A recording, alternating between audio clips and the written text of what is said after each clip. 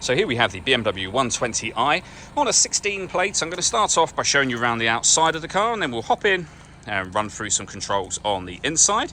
From the outside though, you can see it's a 5-door car with alloy wheels and tinted windows. We're going to start off inside the boot section first of all.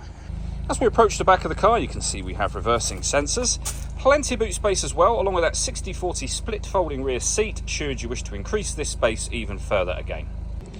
Okay, so we're just going to work our way back around to the front of the car, and then we'll hop in and run through some controls as I mentioned on the inside. But now that we've done a full circle of it, you can see it's a lovely looking car the whole way round. Just briefly before we climb in, I think it's well worth seeing the interior from this exterior point of view. There's plenty to run through on the dashboard, so let's hop in and we'll do that now. Okay, now that we're inside the car, we're going to start with the dials. On the left-hand side, we have the speedometer and fuel gauge. On the right-hand side, the rev counter. In the centre, you can see the total miles for this car. They are 80,137. You can change the information that's displayed above that by pressing a button on the end of the indicator stalk for various bits of trip computer and fuel economy information. If we back out to the steering wheel next, we have cruise control and speed limiter, stereo and phone controls, and then in order that you can use the phone controls, you just need to pair the phone up, and that is done over on the central screen just here under the telephone heading. All the movement I'm making on the screen is being done using the iDrive system, which is essentially this dial and a collection of buttons that surround it. For example, if I press nav, we will then be in the satellite navigation menu, or you can use the dial to access all of these. For example, if you want to listen to the radio, you'll see we have AM, FM and DAB. If you want to listen to your own music, you can do so under this multimedia heading, where you'll find a CD player and the ability to listen to music via USB, Bluetooth audio and auxiliary input as well.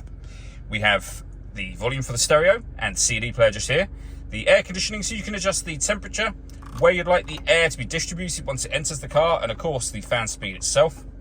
The air conditioning is on at the moment, so that's off, back on again, or hit auto. The car will now maintain the temperature that you've asked for by taking control of the fan speed and the direction of the air for you.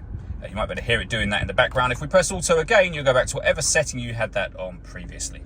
Beneath that, we have 2 cup holders, 12-volt charging socket. The key for the car is just there.